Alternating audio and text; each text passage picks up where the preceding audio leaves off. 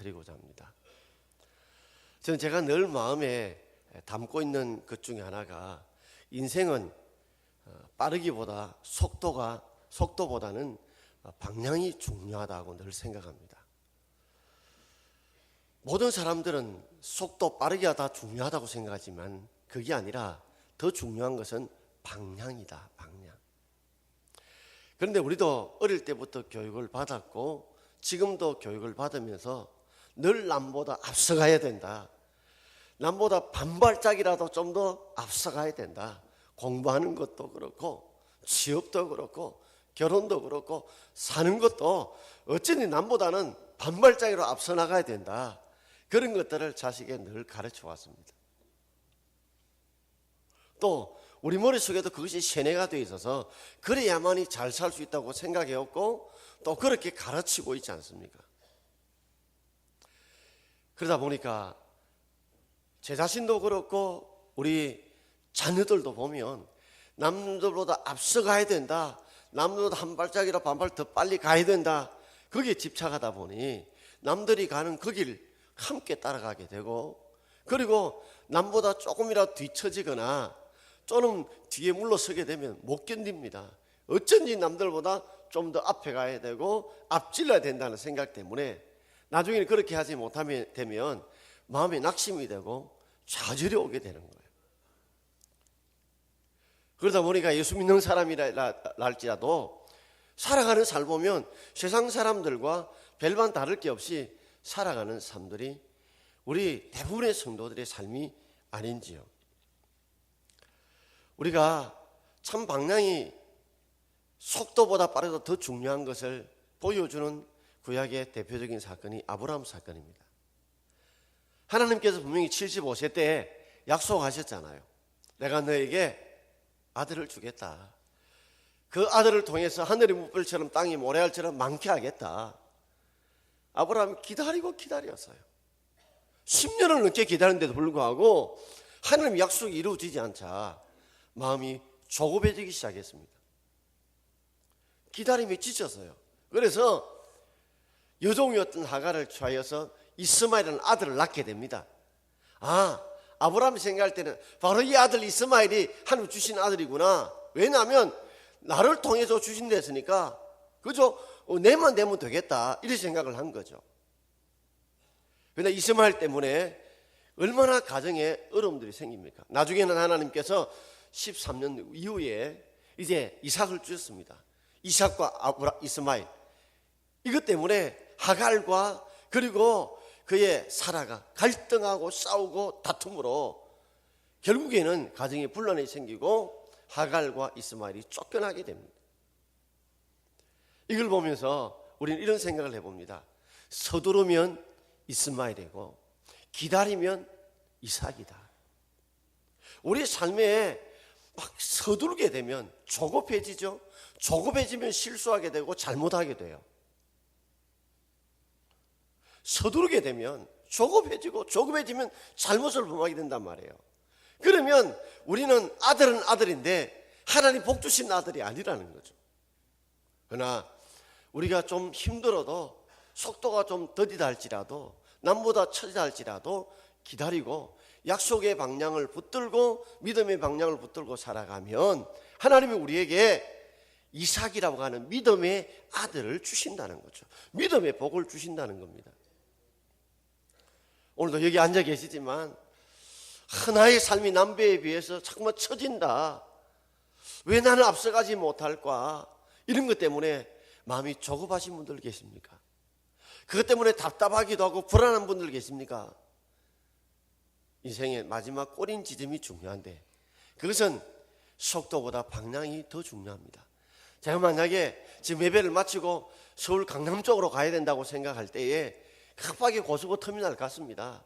아무리 급해도 제가 아무 고속버스 타지 않을 거예요. 저는 아무리 급해도 이 버스가 강남으로 가는 버스인지 서울 강남으로 가는지 아닌지 확인을 하고 그 가운데 가장 빨리 가는 버스를 탈 겁니다. 아무리 급하다고 해서 인천 가는 버스를 탄다든지 동서울 가는 버스를 탄다든지 대전 가는 버스를 절대로 저는 타지 않을 겁니다. 왜냐하면 파리보다 더 중요한 것은 방향이기 때문에 그렇습니다. 우리가 살아온 삶들을 보게 되면 우리 부모들 어렵게 살았습니다. 힘들게 살았습니다. 그러다 보니 남들로 좀 더 잘 살아라는 생각들이 우리에게 너무나 많았고, 잘 살 수 있는 방법이 공부를 좀 더 많이 하고 많이 시키는 것이라는 걸 배웠기 때문에, 깨달았기 때문에 우리는 어쨌든지 자녀들에게 공부해라, 공부해라, 공부해라, 이것은 정말 귀에 못다깔이 안 들 정도로 우리는 계속 가르쳤습니다. 그것 때문에 자녀들의 교육 수준도 높아지고 삶의 융통이 된 게 설림이 없어요. 그러나 한편으로 돌아보면 정말 부모를 공경하는 이 아름다운 효도의 정신들은 점점 무너지고 점점 흐려지고 있지는 않는지요. 중요한 것은 방향인데 우리는 더 중요한 걸 속도라고 생각하기 때문에 이 사회에 여러 가지 가정이 깨어지고 혼란이 생기고 부모 자식 간에 큰 갈등이 오게 된 겁니다. 성경은요, 속도를 가르치지 않습니다. 성경은 방향을 가르칩니다. 성경은 우리에게 방향을 가르치는 거예요. 성경이 우리에게 주는 교훈이 뭡니까? 방향이 뭡니까? 오늘 1절 말씀입니다. 우리 함께 읽어보겠습니다. 자녀들아, 주 안에서 너희 부모에게 순종하라. 이것이 옳으니라. 우리에게 옳은 방향을 가르치는데 주 안에서 부모를 공경하라, 순종해라. 이것이 우리 자녀들에게 주신 하나님의 가르침의 방향입니다. 순종하라는 말이 무슨 말일까요? 이 원문뜻을 보면 아래에서 듣는다는 거예요. 요사이 자녀들이요, 부모님들도 훨씬 지적 수준이 뛰어납니다. 공부도 더 많이 했어요. 그러니까 전혀 부모님들이 말하면 자식들이 가진 지식을 가지고 깔보고 그게 아니라고, 몰라서 그래, 이런 식으로 엄마 말을 잘라먹고 아버지를 무시할 때가 있습니다. 그러지 말라는 거죠. 설령 그 대답이 지식적으로 맞지 않는다 할지라도 그것을 아래에서 그저 낮은 자세로, 겸손한 자세로 그 말에 귀를 기울이고 듣는 것, 그게 순종하는 거예요. 이게 옳다는 거예요.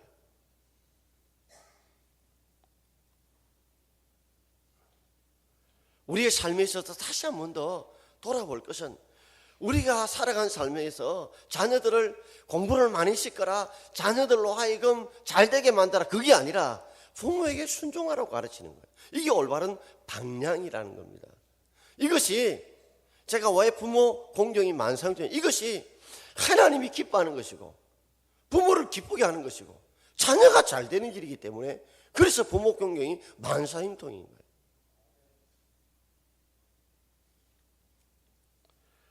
한 번은 어느 아버지가 하도 아들이 말을 안 들으니까 아버지의 기일에 추도 날에 자기 아버지 산소에 아들을 데려갔습니다. 그리고는 거기에서 잠시 예배를 드리고 갑자기 설움이 북받치기 시작하는 거예요. 무덤에 누워있는 아버지를 보고, 아버지, 내가 자식을 잘못 키웠어, 내가 잘못 가르쳤다고 막 울면서 통곡을 합니다. 그리고 옆에 있는 나뭇가지를 꺾어가지고 그걸 가지고 자기 바지를 꺾고 그게 해초리로 자기 종아리를 자기 매로 때리는 거예요. 얼마나 때렸을까요? 옆에 보고 있던 아들이 아버지의 해초리를 붙잡고, 아버지, 내가 잘못했어요, 내가 잘못했어요, 용서해 주세요. 그렇게 해서 그 아들이 돌아오게 된 거예요. 세월이 흘러 그 아들, 골통이었던 아들이 이제 아버지가 됐는데 아들 역시 골통인 거예요. 얼마나 말을 안 듣는지, 얼마나 고집을 피우는지, 얼마나 부모를 속을 애타게 만드는지. 이렇게 타일러하고 이렇게 꾸중하고 이렇게 때려봐도 듣질라네요. 그러자 번쩍 스쳐지라는 생각이 있어요. 이전에 자기 아버지가 자기를 데리고 상소에 가서 종아리를 때렸던 것, 그것 때문에 자신이 감동을 받아 울었던, 전화되었던 기억이 나서 해초리 하나를 준비해놨어요. 어느 날 딱 보니까 또 아들이 되게 고집을 부리고 애를 미기네요. 준비했던 해초리를 가지고 아들 보는 앞에서 막 자기 종아리를 바지르고 때리는 겁니다. 벌겋게 피멍들 때리니까 그 아들이 보고 있다가 엄마한테 찾아가서 뭐라 한 줄 아세요? 엄마, 아빠가 미쳤나 봐. 여러분, 자녀들에게 무엇이 잘못된지를 모르고 하면 자녀들은 그것을 이렇게 받아들인다고요. 아빠가 미쳤다고. 자신의 죄를 제대로 깨닫지 못한다는 거죠. 우리가 그래서 빨리 가는 방향, 속도만 가르치지 왜 부모를 공경해야 되고 공경할 때 어떤 복이 오는지를 우리가 바로 가르치지 않고 자녀의 잘못을 가르치지 않았기 때문에 자녀가 공부만 하는 걸 뭐라 해도 부모를 공경하지 않고 인사하지 않고 섬기지 않는 것에 대해서는 우리가 가르치지 않았기 때문에 이런 일들이 벌어지게 되는 겁니다. 자, 오늘 두 가지를 한번 생각해 보려고 합니다. 첫 번째는 부모 공경의 의미입니다. 오늘 2절 말씀을 우리 함께 읽어보겠습니다. 내 아버지와 내 어머니를 공경하라.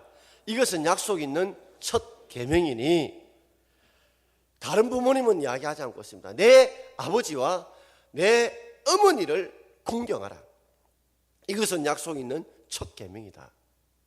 내 아버지, 내 어머니를 공경하라. 이 공경하라는 말은 원어 뜻이 무겁다는 뜻이에요. 무겁다. 이 무겁다는 이 뜻은 몸의 장기 중에서, 내장 중에서 간이라는 말에서 나왔어요. 간이 우리 장기 중에 제일 무겁잖아요. 약 50분의 1 정도 해당한다고 합니다. 그러니까 체중이 50kg 같으면 간이 한 1kg, 100kg 같으면 한 2kg쯤 된다고 그래요.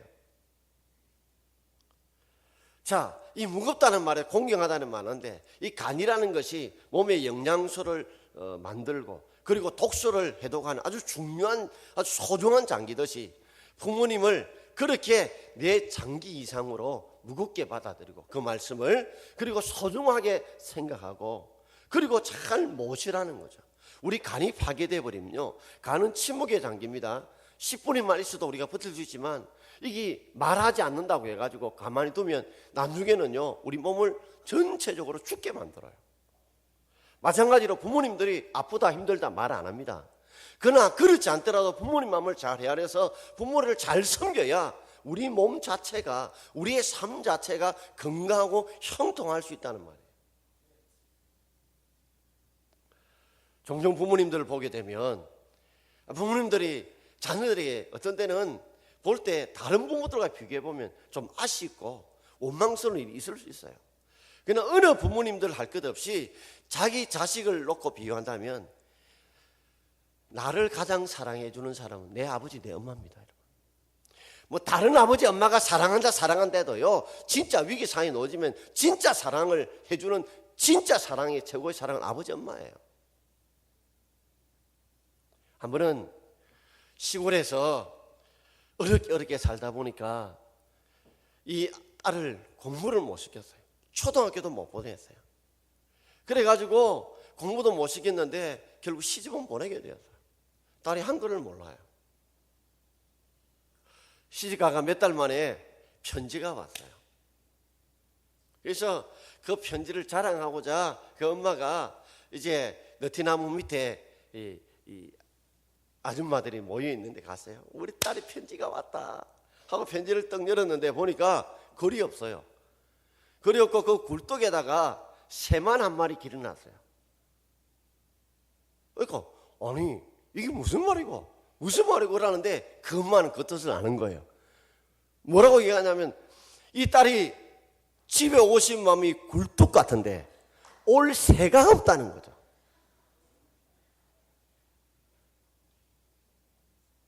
다른 사람은 다 모르는데 딸의 마음을 너무 잘 아는 거예요. 그러니까 굴뚝만 보고도 올 마음이 굴뚝 같은데 뭐요? 올 새가 없다는 거죠. 여러분, 종종 제가 가보면 엄마들은 아이의 옹알거리는 소리를 기가 막히게 알아요. 어떤 소리 들으면 배고프다는 줄 알고 어떤 데 쉬겠다는 줄 알고 어떤 데는 졌다는 줄 알고 어떻게 알아먹는지 모르겠어요. 그건 아마 자식을 사랑하는 그 마음 때문에 그 아이의 우는 미시한 울음을 감지하는 것 같아요. 그렇습니다. 우리 부모님들은 본질적으로 사랑하는 거예요. 그렇기 때문에 내 아버지, 내 어머니를 뭐 하라고요? 공경하라는 거죠. 이것이 약속 있는 첫 계명이다.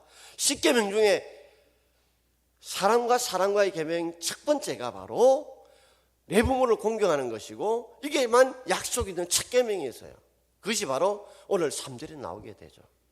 자, 두 번째로 우리 한번 부모 공경의 축복에 대해서 한번 생각해 보려고 합니다. 자, 3절 말씀을 함께 읽어보겠습니다. 이로써 내가 잘되고 땅에서 장수하리라 그랬습니다.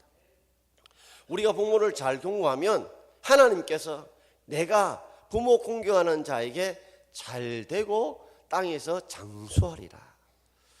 잘 된다는 말은 이 원어는 잘자하고 되다는 말이 합성어 말이에요. 그래서 땅에서 잘 된다고 표현 안 했어요. 땅에서는 뭐요? 장수하고 잘 된다는 건 이 땅과 또 우리 내세 가운데서 잘 되게 한다. 어떻게 잘 되게 할지 몰라요.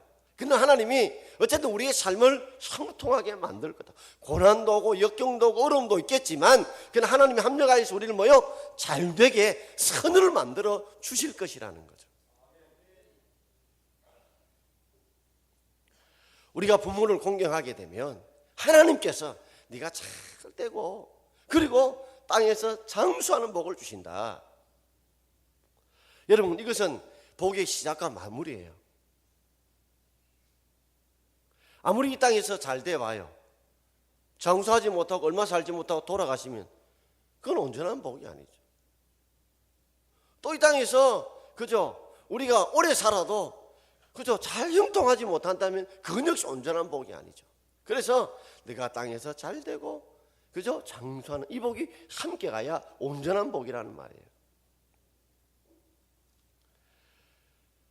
미국의 초대 대통령이었던 조지 워싱턴이 그 꿈이 젊을 때는 해군 사관학교에 가서 해군 군인이 되는 것이 꿈이었습니다.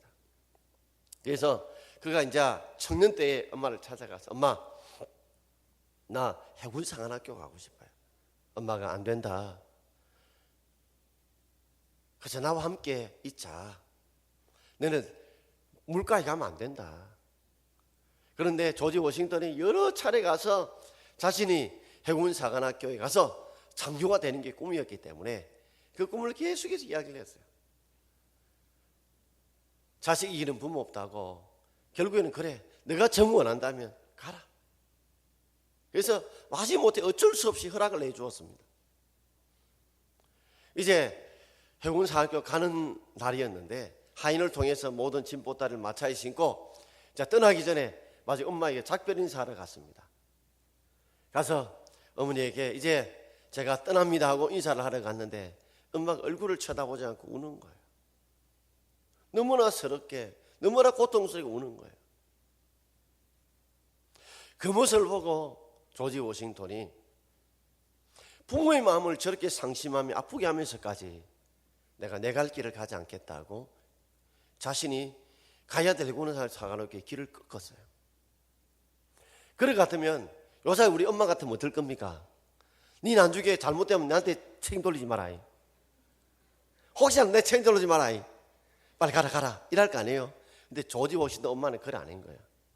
그래, 잘했다. 성경에 내 부모를 공경하며 땅에서 하나님이 축복하신다고 했다.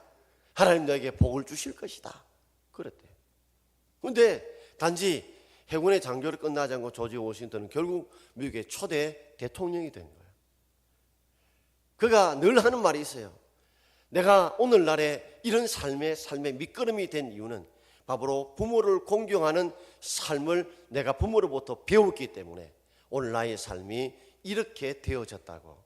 그의 모든 축복의 원인이 부모 경고로부터 왔다고 그가 자서전에 이야기를 하고 있어요. 그러나 종종 여러분 속에 그런 마음이 들 거예요. 그러나 다른 부모는 몰라도 내 부모, 이 부모만큼은 나는 정말 공경하고 싶지 않다. 그런 마음이 들 경우도 있겠지요. 텍사스에서 살았던 분인데 이제 결혼을 했어요. 근데 워낙 바람기가 많아가 아들 둘을 낳고 아내와 자식들 버리고 캘리포니아로 날아갔어요. 그리고 30년 살다가 죽어버렸어요. 죽으면서 마지막 유언장을 기록해놓고 죽었어요. 그게 뭐냐면 자기 아내와 아들에게 내가 여기에서 텍사스에서 이렇게 내가 캘리포니아에 살다가 죽는데 내 시신만큼은 내 고향 땅 텍사스에 좀 시신을 운구해서 묻어줬으면 좋겠다. 그리고 내가 지나왔던 모든 삶이 너무 잘못 살았던 것, 내가 아내와 아들들에게 용서를 구한다. 이 편지를 하고 죽어버렸어요. 그 편지가 온 거예요. 그러자 그 엄마와 두 아들이 모여가지고 이 편지를 보고 어떻게 해야 될 거냐 하자 작은 아들이 그럽니다. 응? 우리를 다 버려놓고 자기 혼자 잘 살겠다고 도망갔던 아버지, 엄마를 힘들게 했던 아버지, 그 아버지를 우리가 시신을 운구해야 될 책임도 없고 그럴 이유도 없다고. 우린 돈도 없다. 그러자 둘째 큰아들이 그 둘째를 향해서 그렇게 해서는 안 된다. 그래도 아버지가 아니냐. 아무리 타일러도 안 되는 거예요. 그러자 큰아들이 자신의 트랙터와 농기구를 저당 잡히고 돈을 빌려서 그 텍사스로 날아가가지고 시신 화관, 관을 비행기에 실어 왔어요. 돈이 꽤 많이 들어요. 그리고 텍사스 고향 땅에 묻어 주었습니다. 그리고 하루는 조용한 날에 둘째를 불렀어요. 둘째를 부르면 이런 말을 했답니다. 성경에 내 아버지와 내 어머니를 공경하라고 했다. 내 아버지 어머니가 내게 무엇을 해주었는지, 어떻게 해주었기 때문에 공경하라는 것이 아니라 내 아버지, 내 어머니를 공경하라고 했다. 어떤 상황이 되든지 간에, 아버지 엄마가 나를 얼마나 힘들게 했든지 간에 내 아버지와 내 어머니를 공경하는 것, 그것이 성경의 가르침이고 하나님의 가르침입니다. 여러분, 그리스도인과 비그리스도인의 차이점이 뭘까요? 그것은 바로 비그리스도인들은 부모가 내게 잘해주고 무엇을 해줬기 때문에 내가 이만큼 효도하고 섬긴다 할 수 있지만, 그리스도인이라면 그 부모님이 내게 무엇을 해줬기 때문에, 어떻기 때문에 아니라 내 아버지고 내 어머니 그 자체만으로도 공경하는 것이 그리스도인의 삶에 우리가 지켜야 될 방향인 줄 믿습니다. 하나님 무엇을 해줬기 때문에, 어떤 일을 했기 때문에, 그게 아니라 내 아버지요 내 어머니이기 때문에 공경하라고 가르치는 거예요. 설령 효도할 수 없는 그런 정말 원망스러운 일들이 생길지라도 그 모든 다른 것은 하나님께서 땅에서 그죠? 잘되고 장수하도록 하나님이 이로써 복을 주신다는 거예요. 저는 끝으로 이야기를 하나 더 드리고자 합니다. 충북제천에서 이 아주 노름을 좋아하는 노름꾼 같은 아버지가 있었어요. 얼마나 노름을 좋아하는지 집안에 있는 그저 모든 재산들을 다 탕진해 버렸습니다. 그럼에도 불구하고 이 노름, 이 끼를 고칠 수가 없어요. 그는 결단의 사루는 이 패를 잡는 왼쪽에 엄지를 잘라버려서 노름을 죽어도 안 하겠다. 근데 술만 먹으면 또 노름판이 벌어집니다. 그 안에는 싹바느질을 해서 이제 자녀들을 키우는데 그 싹바늘 돈까지 빼들어가는 거예요. 하루는 이 아들이 아빠 안 돼요. 이 알을 갖다가 잡아 던져본 거예요. 아이가 척추가 부러져서 아이가 곱사등이 되었어요. 어릴 때 곱사등이 되다 보니 제대로 치유받지 못했겠죠. 병원에 가지 못했으니까, 사람들이 가까이 하지 않고 지켜주지 않으니까 결국에는 아이는 공부만 하게 되었고, 공부를 하다가 결국에는 열심히 엄마를 생각 열심히 해서 사법고시를 패스하게 되고 판사가 되었습니다. 그런데 그 노름꾼 아버지, 자기를 던졌던 곱사등 만드는 아버지를 그렇게 잘 섬기더래요. 물었대요. 아니, 당신을 이렇게 만든 아버지인데 어떻게 그렇게 공개하냐 물었더니,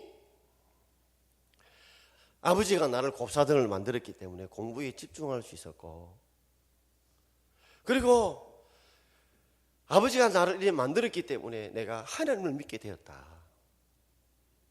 그리고 하나님의 가르침이 내 아버지와 내 어머니를 공경하라고 가르친다. 자신의 아버지가 어떤 아버지 어떤 어머니 간에 내 아버지고 내 어머니이기 때문에 그래서 나는 공경합니다. 그것이 하나님의 가르침이기 때문에 공경합니다. 속으로는 분노가 일고 원망과 불평이 생기지만 그래도 그 아버지가 나를 곱사등 만들어서 그렇기 때문에 공부에 집중할 수 있었고, 그리고 그것 때문에 내가 예수를 믿게 되고, 그리고 내가 이 자리에 오를 수 있게 되었다. 누가 보면 다 불행이지 보이지만 그것을 행복으로 바꿀 수 있는 기회로 만들어 주었다고 생각하고 부모를 그렇게 잘 섬겼다는 거죠. 뒤늦게 그 아버지도 예수를 믿게 되어서 평생에 속지 않은 마음으로 아들을 위해 기도하며 살았다고 합니다. 사랑하는 성도 여러분, 우리가 이 땅에 살아가면서 정말 속도만 우리가 중요한 것이 아니라 더 중요한 건 방향입니다. 방향. 아이가 공부 잘한 것보다 더 중요한 것은 부모를 공경하도록, 하나님을 공경하도록 가르치는 게 더 중요하다는 말이에요.